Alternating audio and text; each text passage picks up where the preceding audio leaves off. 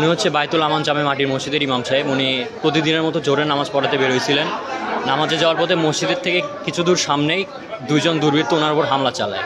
এমত অবস্থায় উনি মাটিতে লুটিয়ে পড়ে যায়, অনেক আহত হয়। আশেপাশের মানুষ যখন এলাকার মানুষজন ছুটে আসে তখন একজন দুর্বৃত্ত বাইক নিয়ে পালায় যায় এবং আরেকজন দুর্বৃত্তকে এলাকাবাসী ধরে ফেলে। ধরে একটু তাকে অনেক মারধর করার সময় পুলিশ এসে তাকে উদ্ধার করে নিয়ে যায়। আমাদের ইমাম সাহেব, আমাদের পেশ ইমাম আব্দুল মান্নান হুজুর আজকে জহরের সময় মসজিদে নামাজ পড়ানোর জন্য আসছেন। প্রতিমধ্যে একটা ছেলে নাকি তাকে চাকু মারছে। আমরা জানি না ঘটনা কি।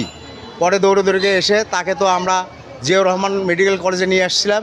জিয়াউর রহমান মেডিকেলের নিয়ে আসার পরে আমরা অপারেশন থিয়েটারের মধ্যে নিয়ে গেছিলো। নিয়ে ভালোভাবে চেক করছে। তার চাকুর যে দাগ মানে ক্ষত সেটা খালি একটা পায়ে পাইছে। আর কোথায় ভালো মতো দেখছি কিনা আমরা জানি না। আমরা অপারেশন থিয়েটারের মধ্যে যাইনি। ডাক্তাররা নাকি দেখছে, তারা আর কোনো জায়গা পায় নাই। কিন্তু যখন বেডে নিয়ে এসে রাখা হয়েছে তাকে, আমাদের আব্দুল মান্নান হুজুর পেশ ইমাম সাহেবকে, প্রচুর রক্ত খনন হয়েছে।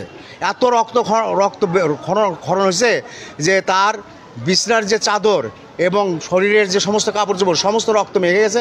আমার তো মনে হয় 2-3 ব্যাগের নিচে রক্ত